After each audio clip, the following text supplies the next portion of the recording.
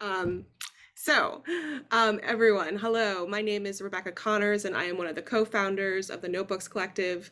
We are a virtual literary art space founded on community, connection, and continued learning.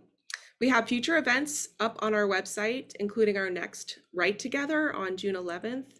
This is where we provide space to dedicate a space for everyone to provide to dedicate themselves to writing for 1 hour.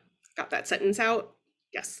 The Notebooks Collective believes strongly that Black Lives Matter and acknowledges that as a virtual organization, our offices are on the unceded lands of the Kickapoo, Massachusetts, and Pawtucket tribes.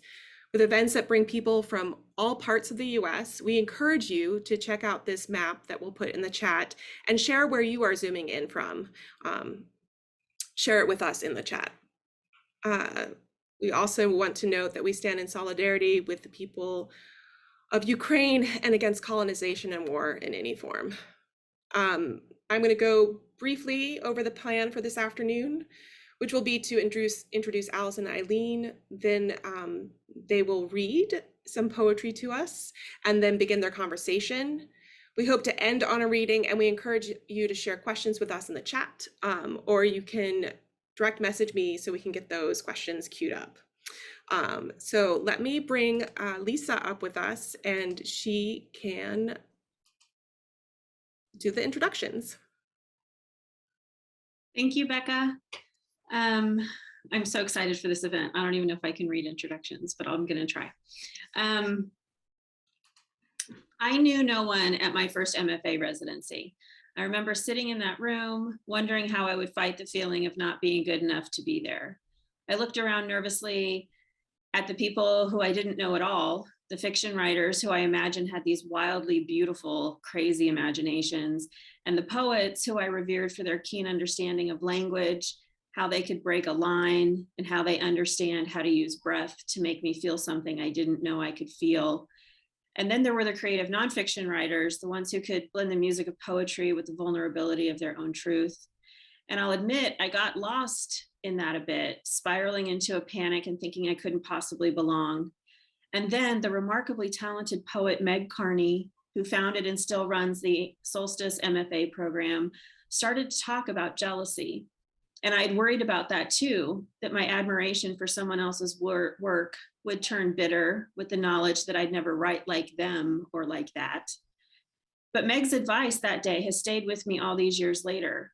She told us to look around the room, to talk to each other at lunch, to ask to read each other's work. She said, fall in love with someone else's work.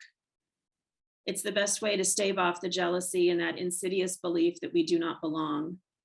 And how can we not fall in love with other people's work when poets like Eileen Cleary and Allison Adair make the falling so easy?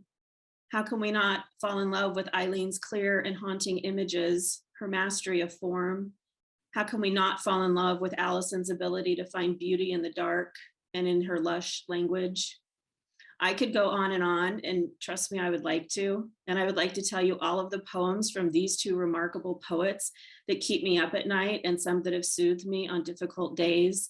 And I could tell you how much I admire how they move in the world, how they champion other poets, how they continually put good work into our world and notice the same of others.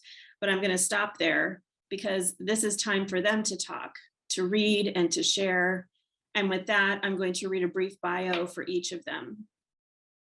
Allison Adair's debut collection, The Clearing, was selected by Henri Cole as winner of Milkweed's Max Ritvo Poetry Prize and named a New York Times New and Noteworthy Book.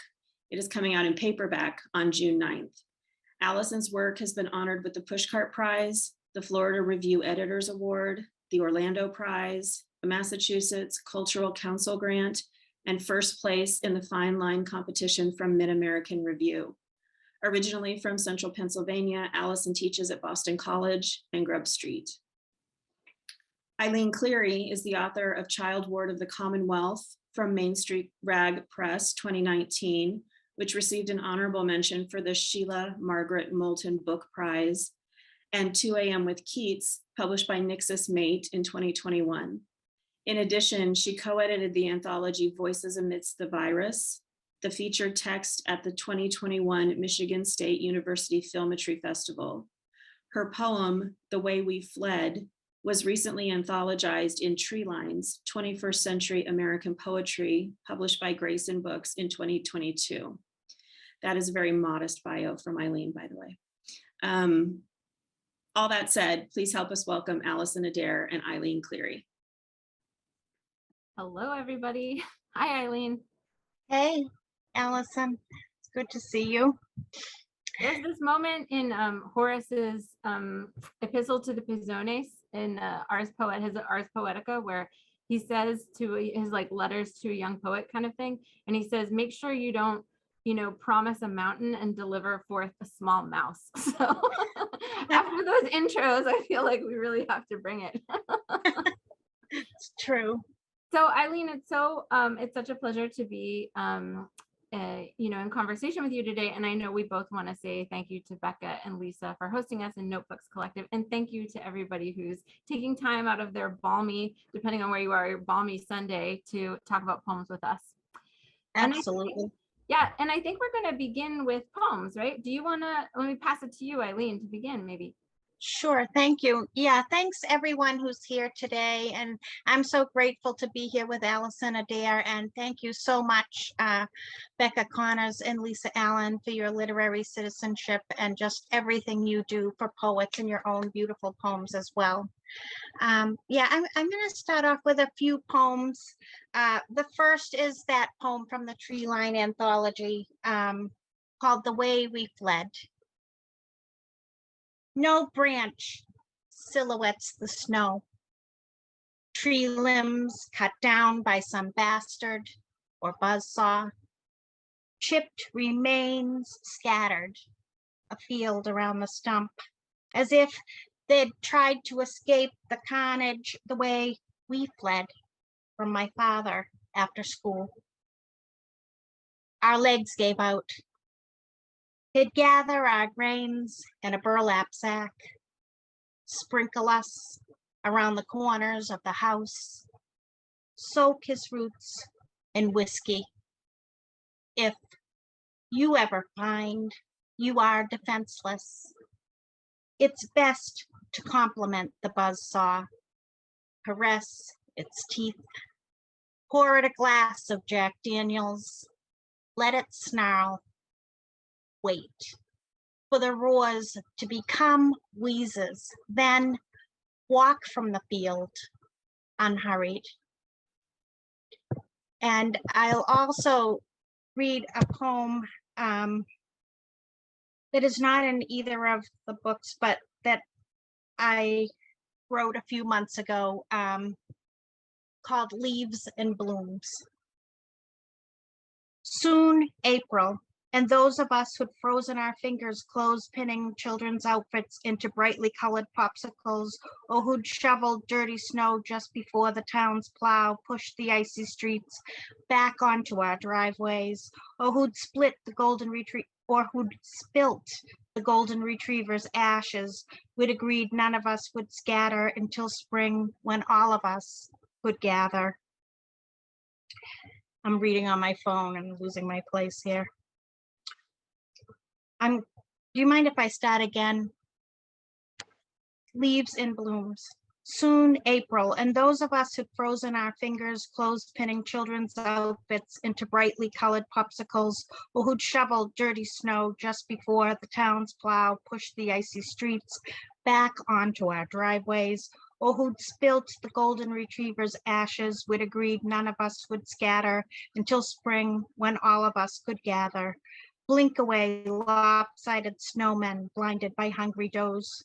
We notice as the neighbors drag away the metallic animals who'd shone through our windows for so long that our rescue puppy no longer interrogates them. We cannot help but recall our parents' tree, its poisoned tinsel, or the year our dog Sheba ingested it while lodged with litter. Or was that the year she got fatter but didn't whelp? The year she collected and mothered the ornaments, the year she would not let any of us near the torn rabbit. Anyway, Their electric deer had stood since before the couple left to have their daughter, and long after the morning they returned without her. But let's not fret about Christmas decorations from our past or those strewn on our neighbor's lawn. Mud season arrives despite the stillborn, the earth rolling over as predicted. If we live long enough, we pause when the ground softens, the wood pile dampens, or a sparrow's song is close enough to touch. Thank you. Allison? Eileen, I'm busy taking notes. I don't know if I'm supposed to do that, but those are beautiful. I wrote down the earth rolling over as predicted. I love that idea that, you know, the sort of ominous concrete moment is also predictable, which gives it extra heft. I'm going to read two short poems. You inspired me to read a different one, but I have to pull it up, so I'll save it to the end. But the first poem I'm going to read, both of these poems are ones that I think might come up again in today's conversation. So the first one is a poem. I don't have a lot of poems that were written in kind of direct conversation with another poet, but this is one that is. It's called Week 6 of the Fire, and it borrows a refrain from Amy Nezhukumatatil in her poem, Upon Hearing the News You Buried Our Dog, from her great book, Oceanic, which I love and recommend. And my sister lives, if anyone has read the book, or if you're planning to read the book, you will know that my sister and nieces and some family live out in a tiny town called Silverton in Colorado, which is about 300 people year round, an old mining ghost town, pretty much now. I shouldn't call it a ghost town because people still living there, but all the industries are pretty much gone. So it's mainly for tourist purposes. But a few years ago, it unfortunately made some news when there was a mine collapse and an EPA disaster led to a huge mine spill in the river near Durango. Anyhow, around the same time, there was the 416 fire was blazing. I think it was July that year. So I wrote this when week 6 of the fire was blazing and my family was in this small cirque, just a few, miles, what felt like minutes away from where the blaze seemed to be unstoppable. This is week 6 of the fire after Amy Nezhukumatatil. I have faith in the spindle of an aspen. I have faith in its sugar-drenched bark, in the scorched butterfly bruise left by an elk's incisors.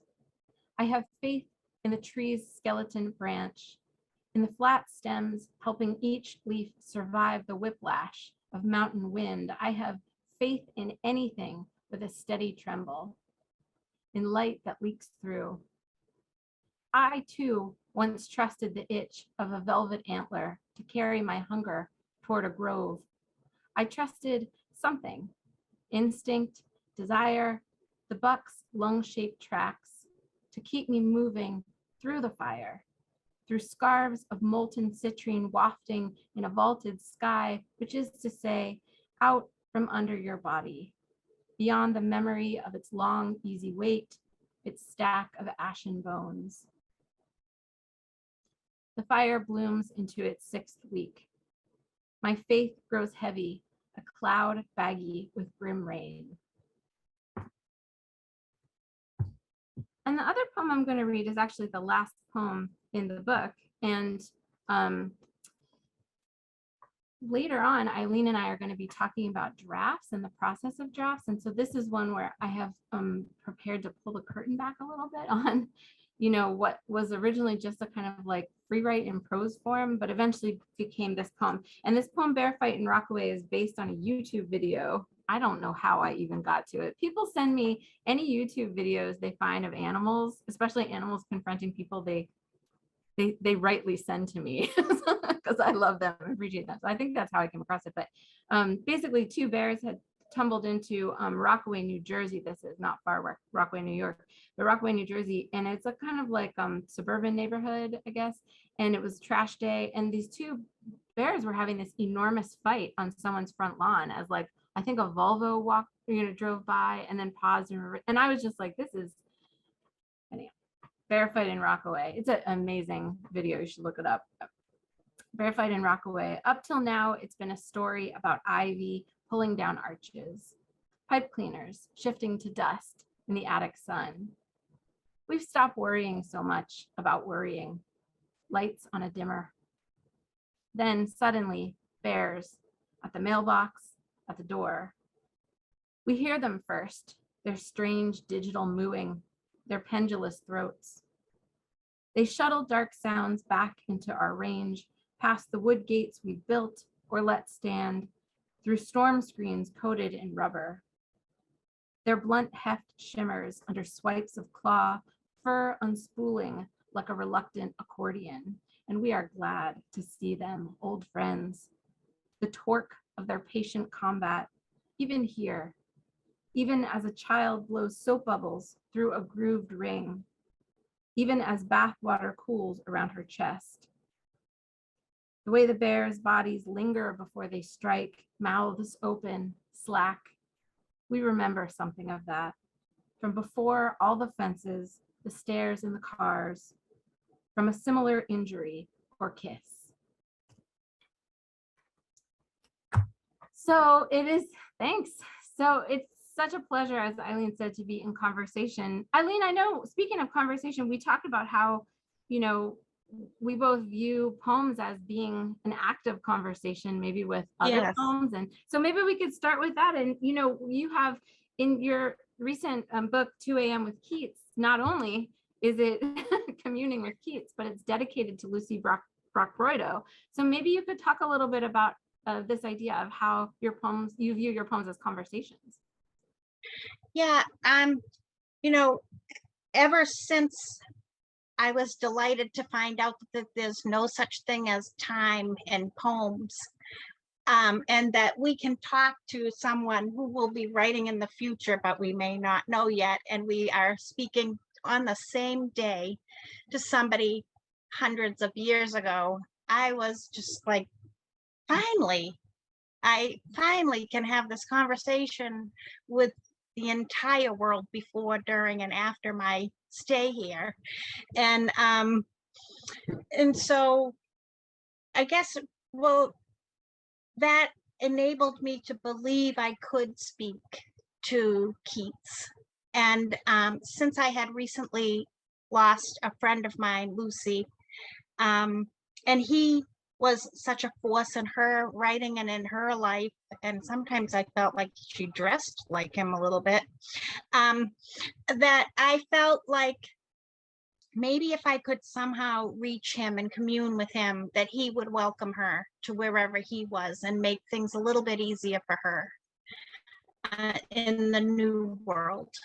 And so I tried to reach him, and as a hospice nurse, I'm up every night at 2 a.m. pretty much anyway.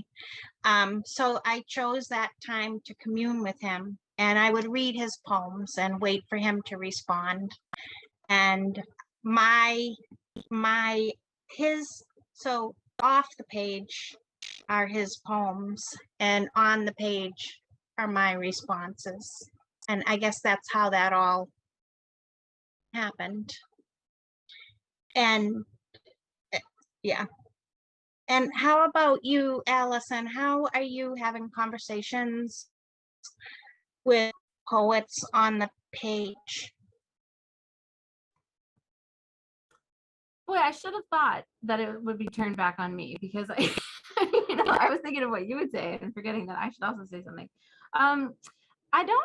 I think of, so let me backtrack and say, years ago when I was in grad school, Jory Graham came for a weekend to run a one-time workshop, and she was amazing. And she gave us all feedback that just seemed like a totally new level.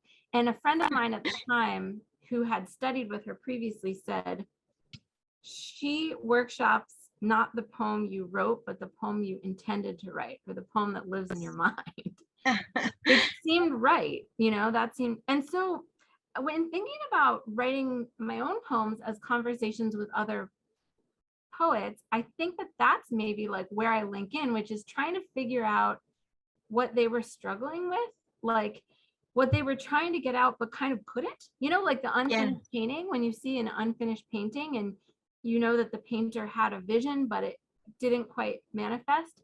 I find that really interesting, a really interesting source of communion, like the parts that didn't work, that didn't land, you know? Right. And so I feel like every line is almost like a question, like, are you going to get this? Do you understand? You know, that type of thing. Right. So that's one thing I would think of. I don't know. Does that ever happen to you where you feel like you're questioning someone with your poems?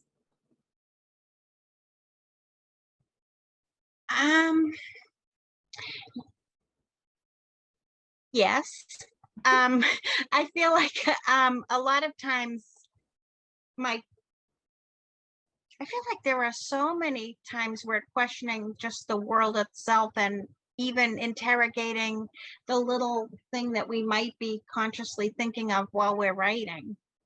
That there are so many, I don't know, does your mind start floating as you're writing? And then you think of so many different things you might have asked? Yes. Well, Um, at the end of every draft that I have like the detritus, you know, like, so mhm. I'll just sort of insert because I'm one of the few people who writes on a computer, so I know people can hate that if they want, but I actually, you know, when I'm writing something I don't like it, I drop it down. So there's this sense of my mind wandering. A friend described me once as a computer with like 35 windows open at once. So every time I'm trying to write a poem, it's like it's inviting all those weird associations and stuff, but also having to discipline them into something meaningful. Yeah, yeah. I don't know. How do you handle that, Eileen? That toggling between inviting in unaccountable associations, but then keeping things on a certain mission. I kind of have to close some of the doors. You know how if you know how in a poem, if you were to open a window, if you're panning with a camera and you say, oh, I could open a window here and walk through this garden. No, I'm not going to. I'm just going to stick with that one tulip, you know. And sometimes we just like anyone probably with an attention deficit, now that it strikes me, but like I almost have to close some of those doors and windows just so that I can stay in the room. Otherwise I'll be going away, you know, and then I'll never get back to the poem, but I'll have a bunch of side tracks, right? I don't know. Well, that's why form also can be really interesting. But I mean, that just plugging back into the thread of conversation, it occurs to me now that so I recently had an occasion to interview Carl Phillips, and I asked him about a poem of his that began with the word maybe. There was an epigraph, and then the first word was maybe. I remembered it as maybe so, but it was maybe or maybe so or something like that. But in any case, it was like a direct response. And I find myself sometimes doing that. Like I have a poem called If Imagination and Memory Met Unexpectedly One Last Time. And it takes a line from a poem from Carl. And in it, I'm trying to say like, the line really hit me, but then I thought, what if I look at it from a different angle? So in his poem, it's the poem called the Jetty. I pulled it up here, I've got it. And it opens, some are willing to trust any anchor. Some are willing to trust any anchor. And it sounds almost like the poem is opening with it's kind of like resigned about that, but it's also like disclaiming it a little bit. Some are willing to trust any anchor, like it's this some. Right. And I found myself agreeing and say, oh, some really are. And then I thought, I think I'm part of the some. And so when I wrote my poem, I thought like, what if I start my response to this poem as writing it from the sum that I so gleefully feel connected to the speaker based on sort of not rejecting in a mean way, but like objectifying. And so that's how I incorporated it, which is almost like an exercise in empathy, saying like, I vibe with this, but now let me try to examine it from the other side. So that's another way in which writing poems maybe is a kind of exercise in conversation, like checking myself, you know, putting myself in check. Yeah. And I think one way I've noticed that your poems probably, I would say, talk to the world when they very quietly and humbly, but definitely do make a universal statement. Like, and now I'm not going to have to find one, but where, like, this is our predicament, that this is everybody. Even if it's just a piece of figurative language where you might be saying, what was that? I have it all highlighted in my little edition, but where it's just a figurative language where whatever it is, like humming, you didn't say this, but like we're all humming whatever, light bulbs or whatever we are. Like, it's when you are just calling back a piece of figurative language that puts us all on the same boat, I feel like that's when you're saying, I'm here, but I'm also with all of you, and this is how we connect as a whole. And then all of a sudden, the readers are like, yes, we are just humming light bulbs, like we're this thing. And you do it at least a few times throughout the book, and you know what I'm saying, right? I think I do. My friend refers to this sometimes as moments of plain speech. It's not exactly the same thing that you're talking about, but I think, like, I know a lot of times I'll pose something as a question, but I'll use a period at the end of it. Yeah. Say, like, I'm asking it as a question, but it's kind of a rhetorical question. I think, to be honest, Eileen, this is why when you were reading earlier, I wrote down the phrase, the earth rolling over as predicted. Because I think what maybe partly we're getting at here is that, like, statements are made to give us anchors, but then they're destabilized in some way. And that's, like, to me, the essence of poems. It's like, it gives you something to kind of latch onto, but then it's like, just kidding. It doesn't rip it away, but at the same time, within that foothold, right, there's a tornado happening, And actually, I had a right. related question, because I noticed actually in both Child Ward of the Commonwealth, which I love, love, love so much, that book, and also 2 AM with Keats, you have a series in both. I'm trying to, let me get the exact names of them here. You have, let's see, I have it in a different place. Also, my notes too are, here it is on a different page. So you have indications of breakages. Why don't I have it written down? Anyhow, there was one from Child Ward of the Commonwealth that I specifically wanted to mention. As soon as I pose the question to you, like, then it'll come to me. Here it is. On my 2-year-old brother gone missing, and then also in 2 AM Keats Visitations, there are these breaks, sort of like the white space breaks, blank spaces between stanzas, but they're indicated by these parentheticals. And I wondered how they function relative to this idea of stating something, but leaving openness to interpretation. Could you talk a little bit about those parentheticals? Yeah. So in Child Ward, sometimes those parentheticals for the things that just couldn't be spoken, or a passage of time, or just a time to breathe, like a little room for myself to actually step into, take a breath and come back out.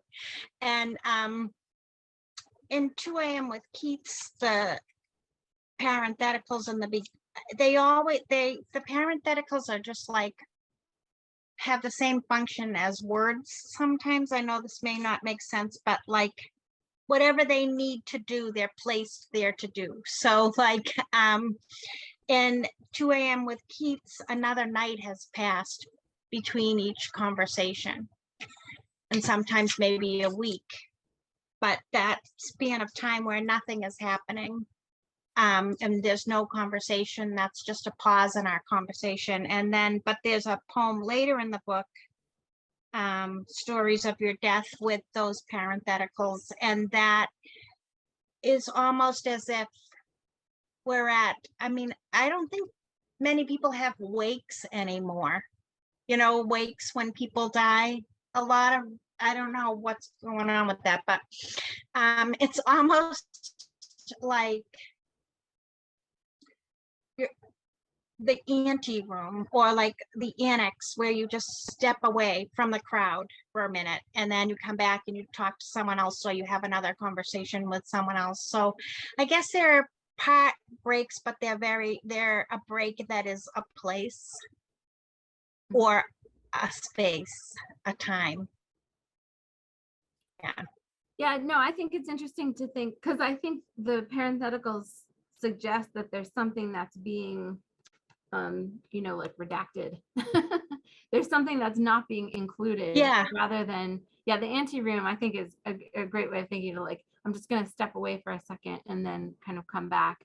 And later on in the long poem in 2 a.m. with Keats, the 2 a.m. Keats visitations, it seems almost like there's an awareness of the meetings happening, like they're waning. There's a reference to like wait, there's still a few patches of night, kind of come back. And then when there are these pauses, they become more and more like the poem becomes moth-eaten. It's like almost like trying to grasp onto something that's fading a little bit.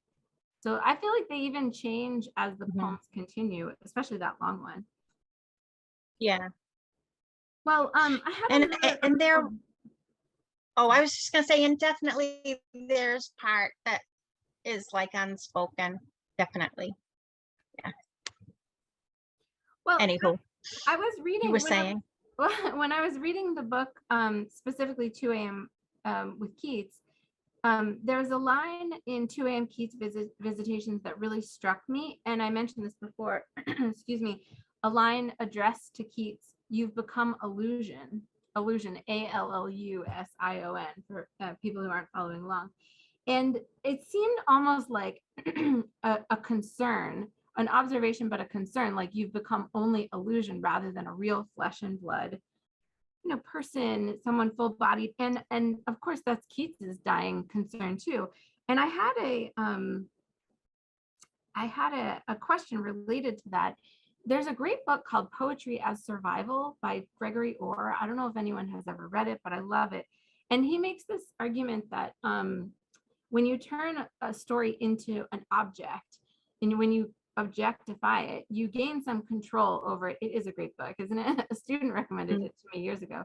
You turn it into an object, and you therefore have some control over it, and you can see it more clearly and from different angles, etc. So there's all these like advantages to doing it.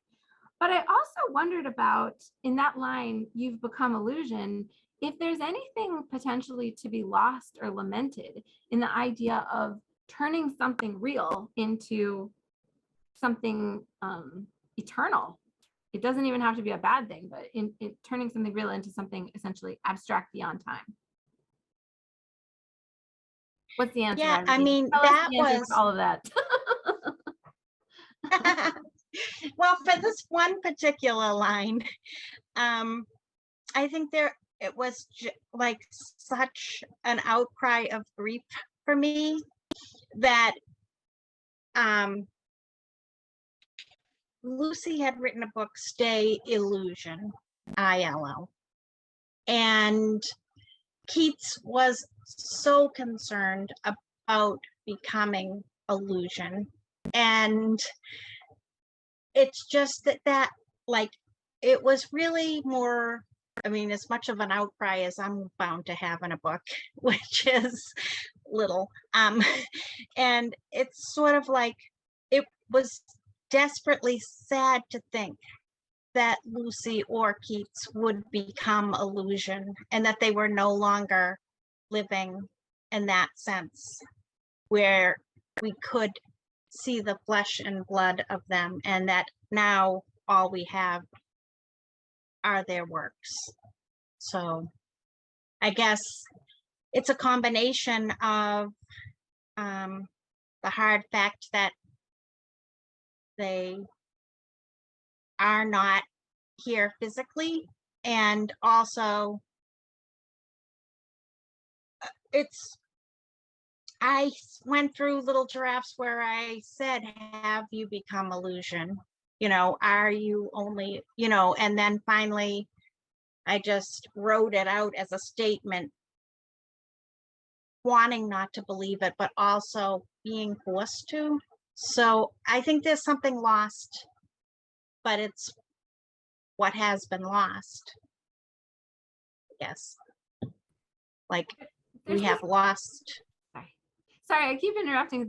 There's a little bit of a lag between us, so there's a pause. But there's this great speech on LitHub by Diane Seuss. It's a transcript of her speech to Bennington College, the Bennington College students as they're graduating. I don't know if people have read it, but you should check it out. If not, but it speaks to exactly what you're talking about, Eileen, and she's specifically talking about Keats. And I brought this.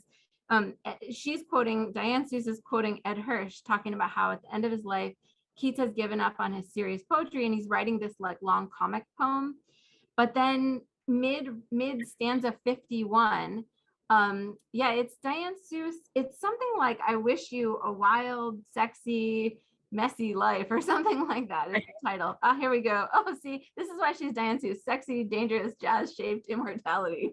That's why she's Diane Seuss and I'm Allison Adair. But Yeah. anyhow, mid stanza 51 in this comic poem, he breaks from it and in the side writes this bitter note that I brought that speaks to what you're describing. He says, this living hand, now warm and capable of earnest grasping, would, if it were cold and in the icy silence of the tomb, so haunt thy days and chill thy dreaming nights that thou would wish thine own heart dry of blood, so in my veins red life might stream again, and thou be conscious calmed. See, here it is. I hold it towards you. This idea that Keats was going to come haunt us after and make us so inspired to like reanimate him. Anyhow, it kept going through my head as I read your book. It's a good one. Mine too. Yeah. Yeah. I wanted to ask you a question about fables and how they have shaped your thinking as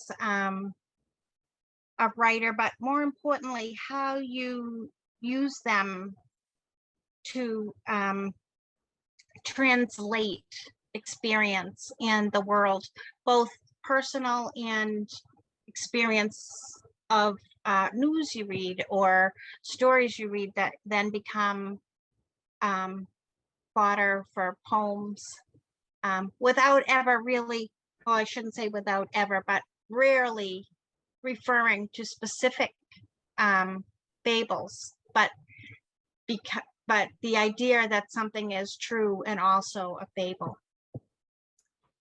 You know, it's funny, when the book came out, I was really surprised by how many references to fables and fairy tales there were, because as I said to one of my friends and my husband, I said, these are all real stories.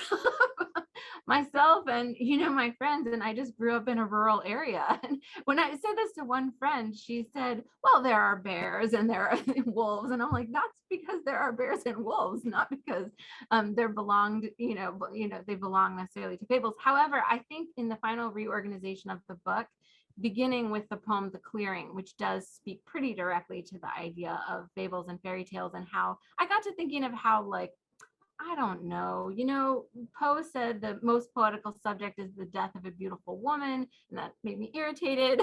Like, I just got to thinking about how, like, there's a few options for women in poems. And I think I had read a few things where probably even in my own poems, like, women were threatened again, and I was starting to feel a little itchy about it. So I wrote the poem, The Clearing, as a response to what I felt had become a kind of fabled default of women who are disadvantaged in some way, weakened. I forget how it's phrased in the poem, but something, stories of,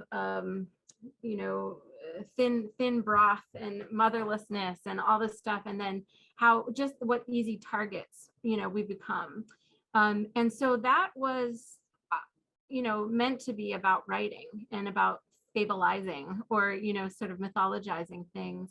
And I found myself both doing it and wanting to avoid it. So as usual, it was a check on me, as meant to be a check on me as much as it was a check on anyone else.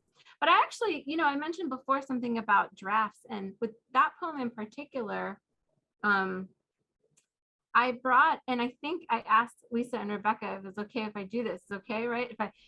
So that poem, The Clearing, I had an idea for, like, what if it could somehow be different. And the poem actually begins like, what if this time is how it opens. I'll put, what if this time instead of crumbs, the girl drops teeth, her own. And so it was like, what if this time we took these ingredients and made a new cake out of them was the idea. But I found that I had an inspiration, which, as we all know, as writers, is really rare. But then I couldn't like arm wrestle the poem as much as I wanted to, as quickly as I wanted to.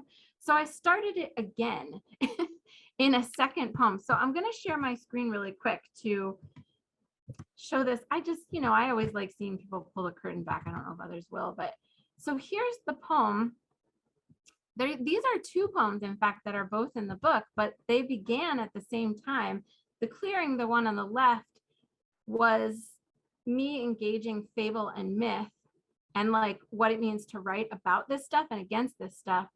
And then the fable on the right, which you can see begins in the same way. What if this year the scrawny splinters of winter refuse spring's reckless flesh, etc. And I just thought, like, what if winter refuses to leave one year? Like, what if winter too, like the season just says like, no, I'm not going. And like, despite how sensual and perfect spring is, what if winter just refuses? So I was able, every time I felt like I started spinning my wheels on The Clearing, I was able to come over to this other poem I was writing simultaneously, Fable, and write it in a way that I felt was more like building it slowly. And this one on the right really relates to visiting a family member's sort of like hunting area where he goes hunting, and just very real, concrete stories. So to me, like fable, I would probably only think of engaging fable and myth if I felt personally connected to it in some way. And being from a rural place, that's not hard. Yeah. Allison, sorry, I just want to top in. Did you want to go over some of the drafting part of, was that the only part of that document, or was there more about like how you drafted that poem? No, so there's a different poem. I can do it now or later, whatever you like. There's a different poem I was going to show drafts of, but maybe let me ask Eileen first about your process of drafting. Like, what do you find yourself cutting out? How do you find your drafts evolving? So it took me years to like write a full line of poetry without drafting it inch by syllable. So that like I would write a line and cross it out and then write a half a line and inch a word. And I would have to say, Eileen, you've got to leave this here for at least 15 minutes and let it cook. I was never one of those people who could write and then shave. I had to like convince myself to allow. And now it's a combination where I can write sometimes fluidly for a little while, but then I'm always cutting and kind of compressing. And I mean, I guess it's such a relief that as time goes by, you do allow yourself a little more freedom. I remember when I first started writing, people would say, this poem is like a little tiny diamond. And mind you, my poems were never longer than like 8 lines and they were very short. And people would say, it's like a little diamond and we can't even drill into it. And then I finally realized, oh, if there's no crack in this poem, if I try to make it perfect, no one can get in and no one can enter it. So then I realized it's okay to be a little bit human. And I guess that's not the question you're asking, but the answer is, it starts out pretty compressed and then it gets more compressed. But about what, I can't wait to see how your drafts. Well, so years ago I took, I think she was visiting Radcliffe as, one of the fellows or something. I took an afternoon, and some other local people might have taken this too, an afternoon workshop with the poet Sarah Howe, the British poet Sarah Howe. Sarah, right? Sarah Howe. And she had us do an exercise in which every word we wrote, we had to imagine that every stroke we applied to the page hurt the page. Oh, wow. And it was hard. you know, because you think, and she wanted us to think of like, I don't want to put words in her mouth, but what I imagine she thought is she wanted us to think about economy, of course, but also about the sort of tenderness and what was so important that we had to get it out, that we would, you know, risk something for it. And so anyhow, that always stuck with me because I'm like you, Eileen, where I mean, my friends make fun of me because like we'll do a half-hour free write and I'll get like half a line. You know? Yeah.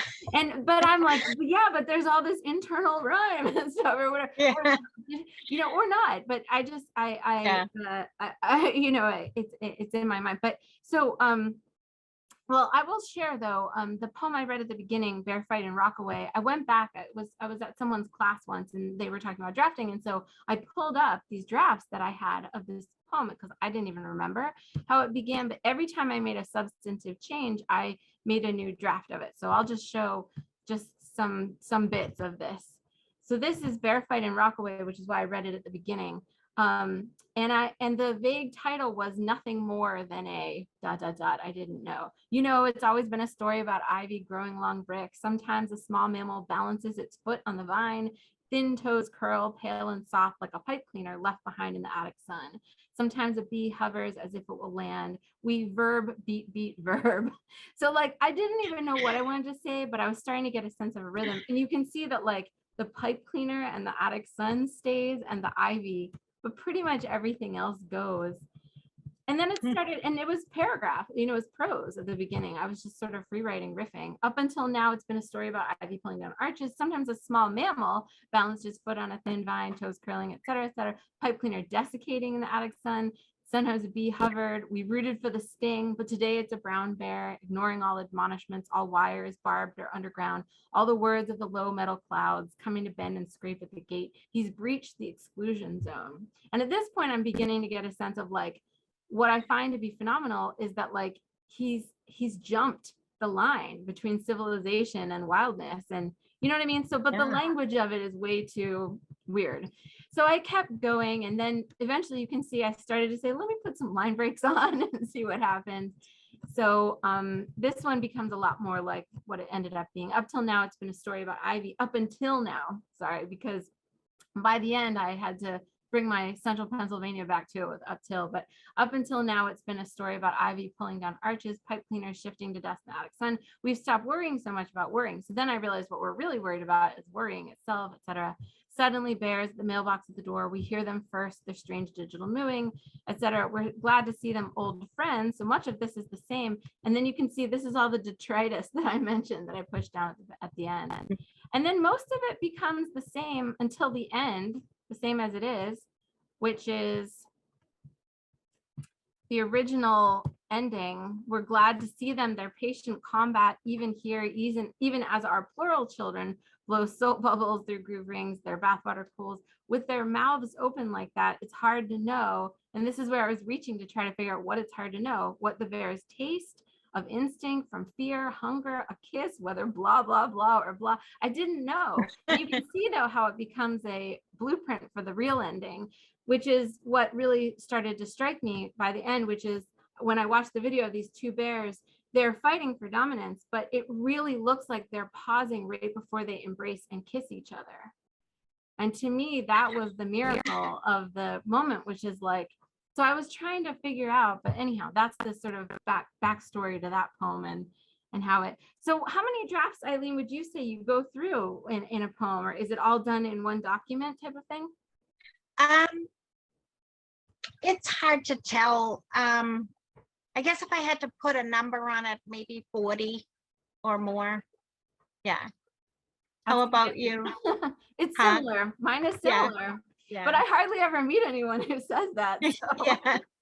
Chapeau. Well, I wanted to ask you specifically, because you mentioned the small, tight diamonds of your poems, and that's something I definitely feel when reading them.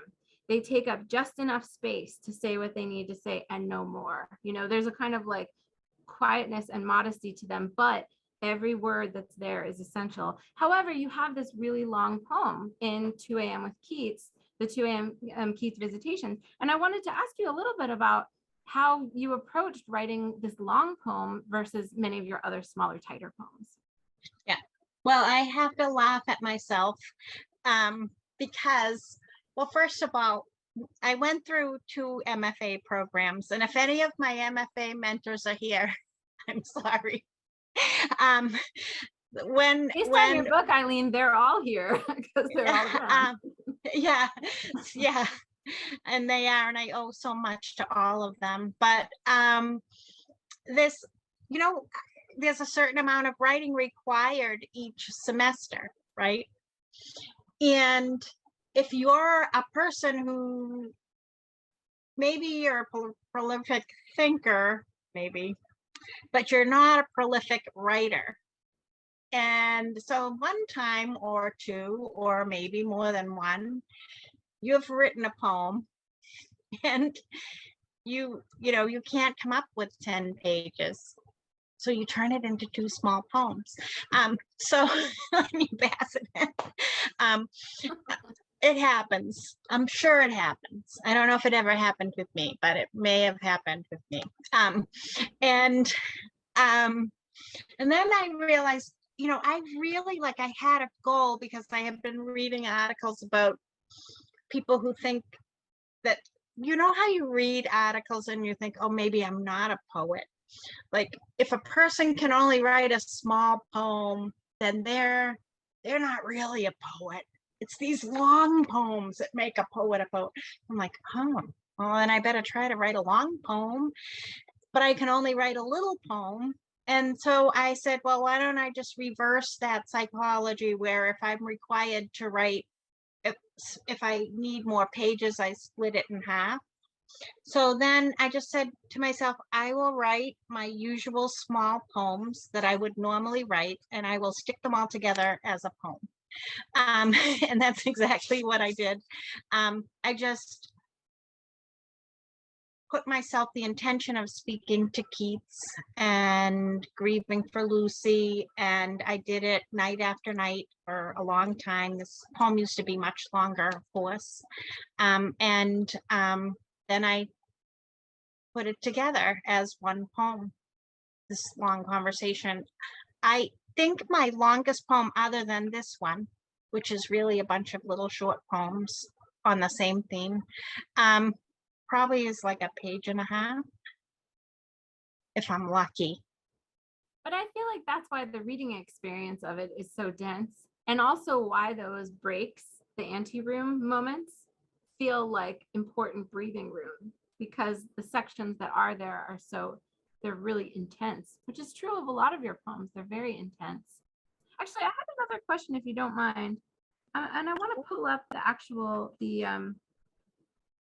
you know what this links to is a prompt. And so I know we both came up with some prompts based on each other's work. And I don't know if I'll get to all of the ones I came up with from Eileen, but if not, I could put them in the chat, or Becca and Lisa, I don't know if we can email them to people or what, but there was one in particular that was so meaningful to me. This is from Child Ward of the Commonwealth, the poem On My 2-Year-Old Brother Gone Missing, which opens, not his ride-on pony, but its print on the grass. Not his ride-on pony, but its print on the grass. And I found that to be haiku-like, as I mean it as high praise, in its sort of startling, rippling effect of the image. But I thought one thing I wanted to take from that in a prompt that I would use to spin off is to write about objects that are unseen, but were once there and are still deeply felt. So an example also would be Robert Frost's poem, The Need of Being Versed in Country Things, where, if memory serves, the house has burned down, but the chimney still is there, and the person viewing it can't help but to see the house as if it's still fully formed, that there's like these two visions. There's what we're observing in front of us, but then there's also the idea of what we think we're going to observe that we carry with us. Eileen, could you talk a little bit about that, using images in ways that speak to the kind of haunted nature of their memories? Is that a fair question to ask? Sure. I think for me, I have whenever I have a memory, it's all in pictures. And whenever I think in pictures. Even emotions I can sometimes see as images. So it makes sense to me to translate them into concrete images for the most part. But also, you know, I feel as though it allows us to be so specific to each thing. So if we're talking about grief or love or joy, and it's particular grief or love or joy, it's one strain of a million. And so it's sort of like, what image brings that up? I guess. And also it's a way to, like, that particular poem, the images are particular to our story and to, so yeah, I guess that's how I use images in that way. Whether or not they become haunting is someone else to say, I guess. There's an exercise I've done with my students. I don't think I ever did it before. I was teaching at BC, and but I do it now. I bring in chocolate chips, like really good quality chocolate chips, which automatically, like, I could end there and it would be a plus in the class, you know. Wait, I want to say that I would like to come to your class to visit. So just let me know the chocolate chip you want day. to know what day is chocolate day? Well, okay, so it's when we talk about images, and I bring in chocolate chips and I ask for a volunteer, and usually I get a good response, and I ask one person then to volunteer to eat a chocolate chip, and we all watch the person eat the chocolate chip. And it's very unfulfilling for the class. And then I say, okay, now eat another one. And as you eat it, describe it to us. Just tell us if it's good or bad. Don't tell us what it's like. And so then they'll eat it and they'll say, like, oh, this is really good, you know. And we get really frustrated, you know, because we're not participants in the experience. You can see where I'm going with this. And then I ask them to eat it again. I ask the person to eat it again. And they do. And then they have to describe it to us so that we can taste it also. And then of course I hand it out to everybody and we all do this exercise. But even the idea of thinking of like chocolate or any other object or you know, sensory experience as having a spectrum. Like when you describe chocolate, it's not one thing. There's like notes and all that stuff, which is why.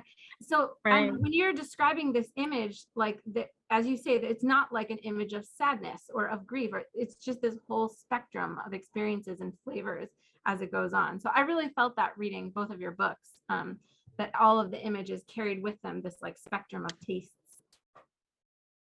Thank you. May I read one of your poems and give a prompt? The poem is Mother of Two Stabbed to Death in Silverton, Denver Post, June 7th, 2014. The woman was overheard in the town hall saying she was afraid to do it once and for all, that he would, like he said, and he did. That night, the neighbors down Mineral Street heard the usual words, then cracks like biting into an apple, and they felt bad about it, but what could they do? One woman cleaned a mirror over and over. Her husband switched on the television, turned it up. Who could they call at this hour? In the days that followed, they would shake their heads and give dazed interviews. A tragedy, yes, they knew his father. It ran in the family, disgraceful. Suddenly, they heard nothing at all. The boys were home and everyone should have been sleeping. They folded down their sheets. It could go a few ways. Tomorrow should be out with the boys at the park, a little blue peeking through her creamy makeup, but the sun would find its way. They brushed their teeth and turned out the lights. It was late. The footsteps came so slow up the porch they thought it couldn't be anything desperate. It was covered in blood and silence, hung over him like a new moon. It's dark, but you know something is there. It was an accident, he said. I never meant it. They stood there still as newsprint. So this poem, like so many of Allison's poems, is rife with tension and texture and story, and I mean, it compels us to read on. And so my prompt for this poem is, I'm always like making prompts too complex. I tried not to, but write about a news story or a life event that you cannot let go. And in that poem, be sure to embed it with some internal rhyme and some music that goes against kind of, so if it's a joyful event that you can't forget, make it the music maybe a little bit opposite. And the same goes for if it's you know, a less joyful event. And think like interview, they know, think about internal rhyme. And also imagine for just a short time that the event didn't happen within the poem. So, you know, tomorrow should be a little blue. You know, think of for a moment, allow that. And then at the very end of the poem, write something that figurative or action, whether the line is an action, a philosophy, whether it's an image, whether it's wordplay, whatever that line is near the end, be sure it's in keeping with the lexicon of the poem. So if it's a news story, they stood as still as newsprint. But if it's whatever it is, whatever the lexicon of the poem is, make sure the figurative language matches that. That's what I would recommend we all try to do. I'm certainly going to try. I'm gonna try too, because I don't know that I've accomplished all of that in that poem. Well, I don't know if we have time, Becca and Lisa. I had a few other prompts. Maybe I type them up and then we can distribute them to people. Is that a good idea? Okay. And Yeah. I can type up the ones I have for Allison's as well. That would be lovely. And I think if so we have about 20 more minutes. So if there are, I know that some people had questions earlier on in the event. I don't know if they are still applicable, but or if they haven't been answered yet. But I do know that Laurel, I think, sent us a question earlier on, which was, I just have to find it. Okay. I have a question for Eileen on The Way We Fled. Regarding the direct address at the end, it's to the reader. How did you decide to take that direction? I'm not really sure. It's one of the first poems I had ever written in my life. I think I had just decided because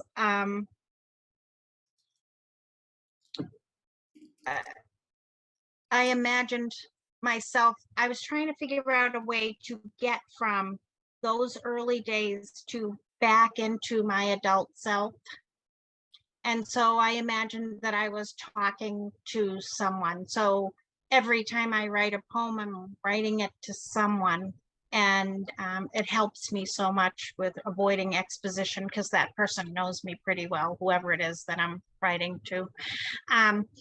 So I guess it was as if I were saying, transported myself back into the present moment and said, if you ever.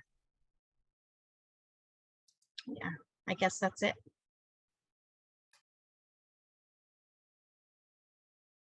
Thank you for asking, Lauren. I can field more questions as they come in, but if you want to, I guess maybe we could start thinking about, there are any last questions from either of you? I know maybe in like 10 minutes we'd like to do the final reading, so, you know. I have a kind of a playful question for you, Allison. Well, for me, it's playful, which is about spiders.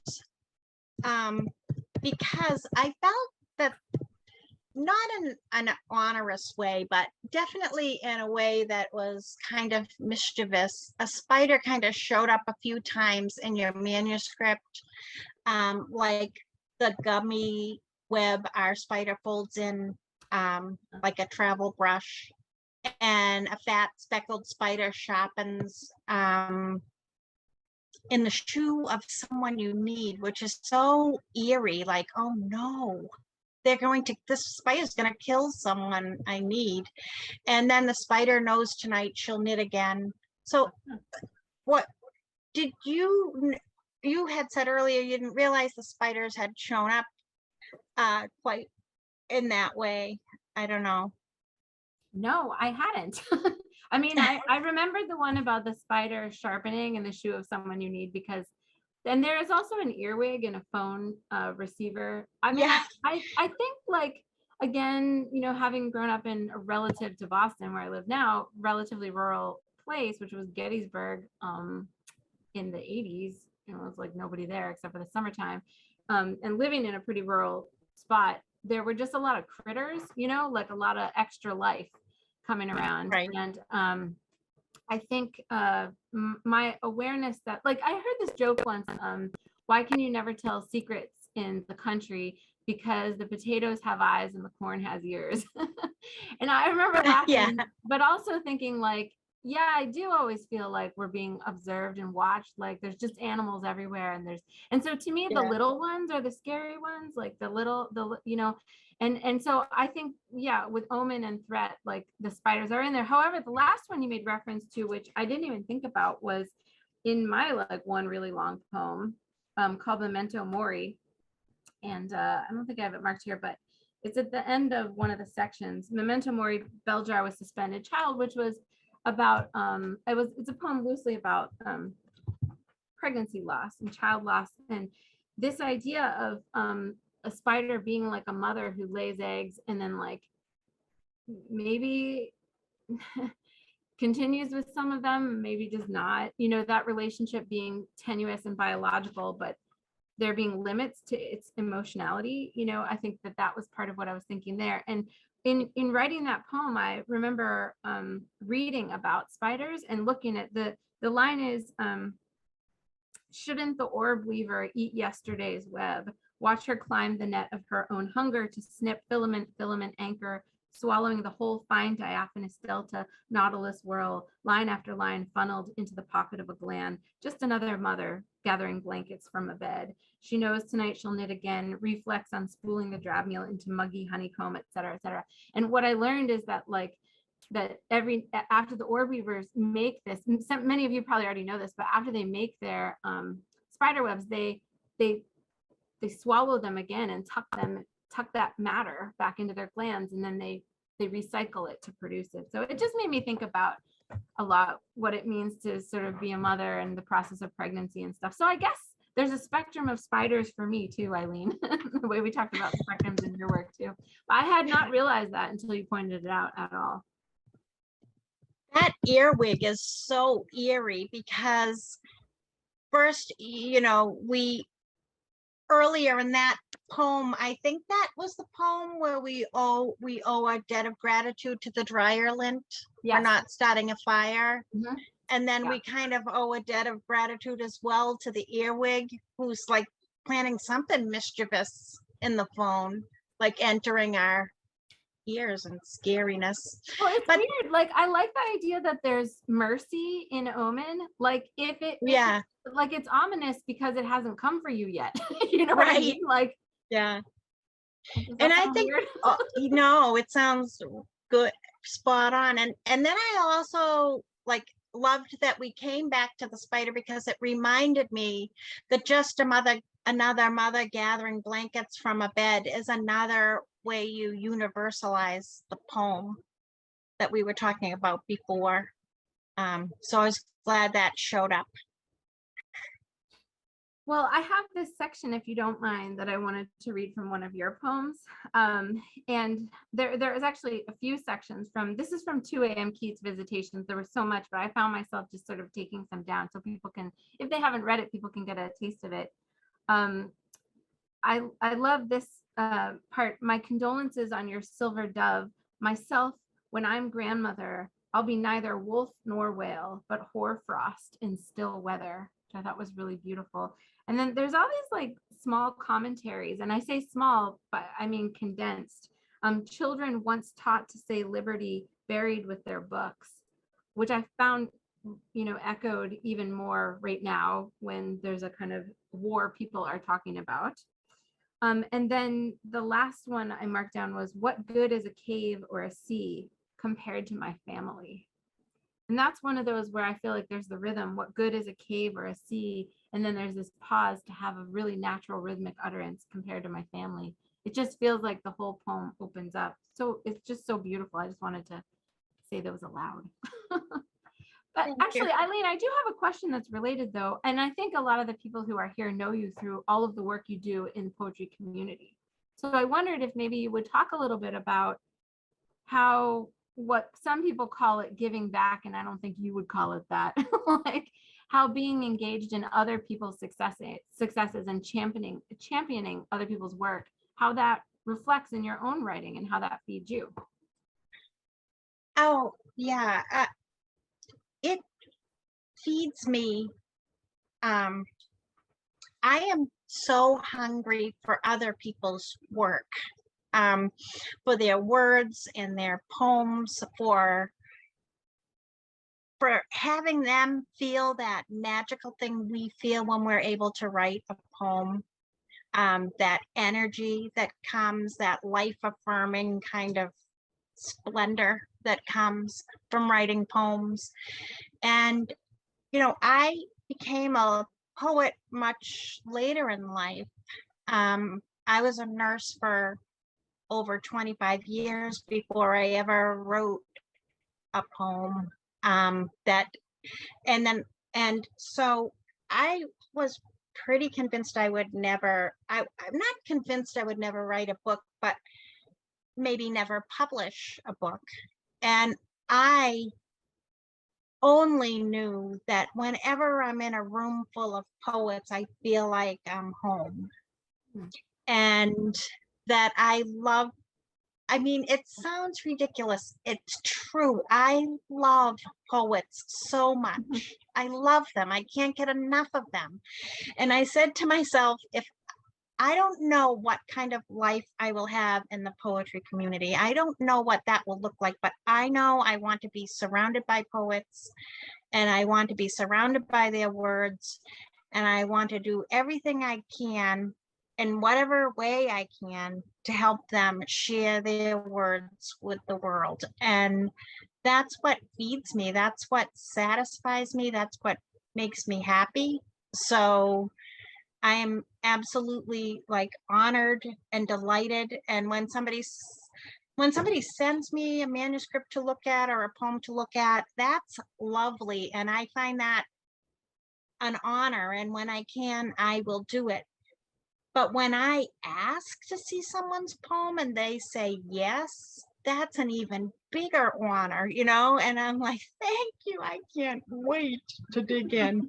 So like I will never stop being amazed at that beautiful gift we have to be in community with one another.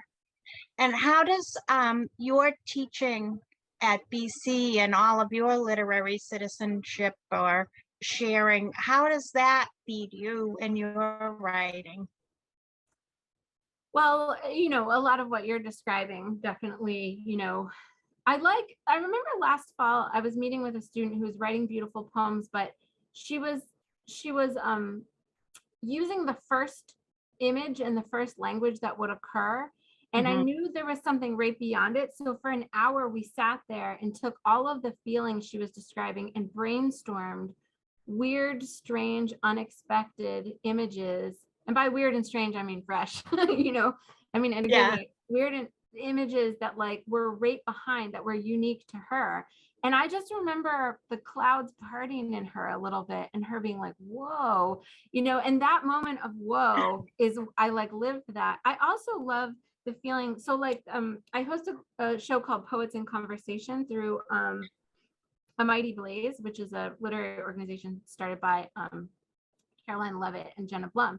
And the whole idea of the show is to take people who have just released books and then get new readers to read them, not as marketing, but as looking together at something and being like, wow. And to me, when you're standing with someone looking at something beautiful and saying, wow, there's an energy there between the two people. So I love that. And then my other thing, and this is coming up because, you know, Lisa mentioned at the beginning that my paperback is coming out on June 9th, but that night, I'm not doing any sort of launch thing, but that night, Boston is having its Lit Crawl event. And I'm writing, as I often do, poems on the spot, which is like me, I go to a place with a typewriter and people will come up and they'll say, I want a poem about, you know, Eleanor Roosevelt, a cockatiel, and like, you know, humanity. And I'm like, give me 5 minutes, you know? And then I type. And, you know, I don't know whether the people like them or not. There's sometimes they're easier. They're like connection or something, you know, but the prompt to me, when I'm holding the poem and the person is next to me and we're both looking at it, that's the moment I love, which is like us looking at something and saying, like, there's something in the world that's worth observing, believing in, you know, like there's a kind of energy to that I love. And I just, there's no time that I feel more alive than doing that on the spot poems for people who have no idea who I am. Not that I'm anyone, but like, you know, they have no idea whether I'm published or not published. And they're just like, I want a poem about the Red Sox and my Cavapoo. And I'm like, sure thing, you know? And I just think it's like so awesome. The service of the occasional poet. So I just love that so much, you know? As you can tell, it gets me very excited. Yeah, it's wonderful. I'm going to interject because we do have another question, and then we're at about 8 minutes. So I want to make sure that you each have time to read before we have a couple of wrap up remarks. So the question that came in, I believe from Alyssa, is about place. She's curious about where you write, and maybe you can say if or how that place inspires you. Would you like to start, Eileen? So I write primarily in my home, but before I sit down to write any words, I'm writing as I travel sort of through the world, whether I'm walking the dog or driving to work, or so there's an energy and a lot of thought that kind of builds up before the actual writing happens. And then when I sit down to write, it's like opening a faucet, or but not that everything pours out, but just sort of it lets the energy out. And a lot of times, I mean, some of the work that is most of my own work that's most inspired me or most surprised me was work I had written in my head before I wrote it on the paper. So somewhere else. How about you, Allison? Well, with the clearing, every poem except for every poem except for two, but pretty much the whole book was written like I would start writing every night at 12:30 a.m. like hunched on my bed or sitting on the couch, depending on where my husband was not, you know, because I felt like everyone was put to bed, you know, and I could get a little mental clarity, but it's usually late at night, and it's on a very like ergonomically inappropriate place, you know, and I just feel like I'm in this little pocket of the night and I can do whatever I want, you know, the light of day is not correcting me. So that's like, you know, and some days I would start at 12:30 and go till like 4:30. And then my daughter, who was an infant at the time, would wake up at like 5:30 or 6, and then I would deal with her and then go to work. I mean, it was like not the healthiest, you know, approach, but I don't have like a shrine or a, like a space, a designated space, anything like that. That'd be nice, but no. Isn't it, don't you think that there's certain hours where things, the surreal and also the widening of our nature comes in and we're able to write differently? I don't know. It might be different for each person, but for me, it is around 2 a.m. Yeah. Yeah. I'm exactly the same. I feel like everything gets warped in this really interesting way, and everything is permitted. And I'm also just too often too exhausted to tell myself no, to police myself. I Right. describe it as being like with, when you have pants on, you pull the pockets out, you're just like spent. And there's something about that spent, like beat space, that I find to be really generative. So, but yeah, I think and when we're parenting and editing and teaching and nursing and living up like a full life, we have to write when we can too. And so maybe that's when the window opens. well, and as you say, Eileen, just always writing in your mind. That's something that I Yeah. feel too. I'm just always like, I'm doing the dishes and I'm like, no, it has to be 2 syllables instead of 1, that kind of thing. So Yes. and I look distracted. For sure. Do you ever say to yourself when you're going to, like, if you ever sleep now, if you're going to sleep, do you ever say, ask your mind to solve a writing problem while you're sleeping? Yes. Yeah. And do you too? Yeah. Yes. Yeah. It's usually Also- like right when I finally turn the lights out. You know how it is. You turn Yeah. the lights out and you lay down, and then you're like, oh, it's that line. You have to like sit back up, find a piece of paper. Yeah. I see some people nodding. I guess it happens to all of us, huh? Yeah. Well, we should probably move to our final poems, huh? Yeah. I want to make sure that you have time. So please, yes, that'd be great. Okay. Well, I was just pulling up. I mentioned that I had a different one queued up, but Eileen inspired me to read a different one. So I'm just pulling it up. I'm sorry. And I'm trying to find mine too, because I decided to read something different too. So I've got mine. I'm just pulling up. This is actually not in the book. This is not in the clearing. This will be in the next book if there is a next book. So that's nice. But it's called Commute, and it was in North American Review a few years ago. So it is out there somewhere. But my husband at the time, still my husband, but at the time my husband was biking across Boston to MIT where he was working. And I was really worried about it because there were so many bike accidents, so I wrote this poem called Commute.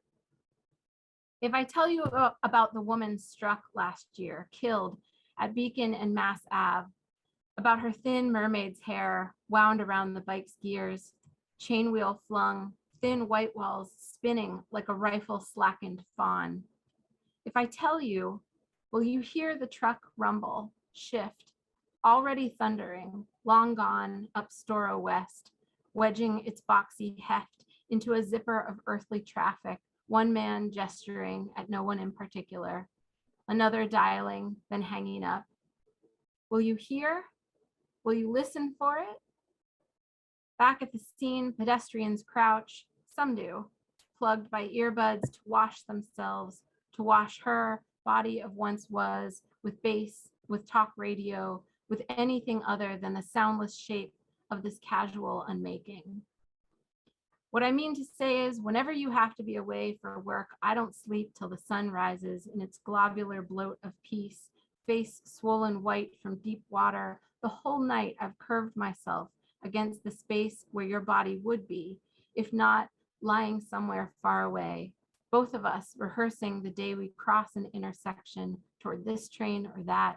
Sure, any minute we'll hear someone welcome us home, lower the blue gas, place the spoons. It's beautiful. I'm going to read Mass for a Foster Brother, and it's really because I think everyone in the audience and all of us have been affected in some way by COVID-19.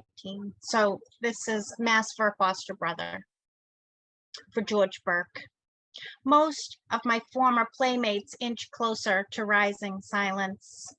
One today gave his breath into a crown of mnemonic splendor, ignoring the warm porch light of the house I'd learned he built after giving 5 years to the Navy, where his parents sent him because of his shenanigans.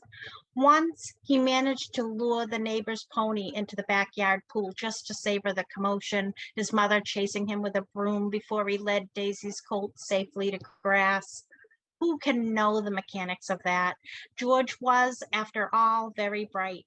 He subbed as ump for our little league before he had facial hair, and we all knew he was fair and would call a ball because of how it lopped nowhere over the plate, and not because the skinny girl at bat stayed with his family for a few years between shag haircuts and hot pink culottes. Not because she would lug a whole gallon of Xyrex to the Hawks field just to watch the boys sing YMCA at halftime. Georgie, always in the thick of it, picking himself off the ground whenever the village people advised. It's been years since I saw George, and in the meantime, he called a lot more games, always up to pinch hit, until a few days ago when he left his body behind in a hospital bed, then drifted past the purple grapes and fresh bread on the oak countertop his once warm hands carved for his children, who are older now, older than either of us when last we met.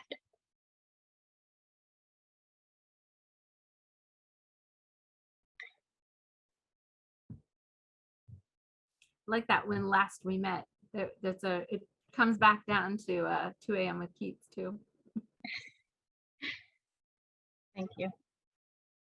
Allison, that was a beautiful poem you read. Where can I read that again? And So it was in North American Review a few years ago, and it'll be in my mythical second book, which is coming out whenever I finish it. okay. But I can send it to you too. Oh, please do. Thank you again, Eileen. It's been like such a pleasure and an honor to be in conversation with you. And thank you, Rebecca and Lisa, for hosting us. Well, no, we Thank will. you all too. And yeah, Go ahead, Eileen. Thank you both, Lisa and Becca. Thank you both. And Allison, the honor is all mine. Thank you so much. Yes, I wanted to invite everyone to unmute and to, give a round of applause and say hello. We really appreciate the time that we've spent together and are so happy that you were able to share it with us. We will be able to provide the recording of this at some point in the future, but we'll definitely collect those prompts. So once again, thank you so much, Eileen and Allison, and please a round of applause. Thank you so much. Thank you. That's great. Thank you. Thank you, everyone. Thank you. Thank you. It was great seeing you, Ellen. Good to see you guys. Thank you. It was Good to wonderful. see everyone. Wonderful Love to to see see everybody. Hi, Jules. Thanks for Hello. coming. Hi. Masha. You bet. Shout out to Mary Miriam, sonneteer extraordinaire. Yeah, extraordinaire. Thank you. For sure. Marcia, you're going to be coming up too, right? Oh, Marcia just left. Oh, no. Allison, I'm Go. Bye. Thank you. Bye. Bye. Thank you all so much. See you later. Thanks. Thank you, Jules. Hey, Jules. Okay.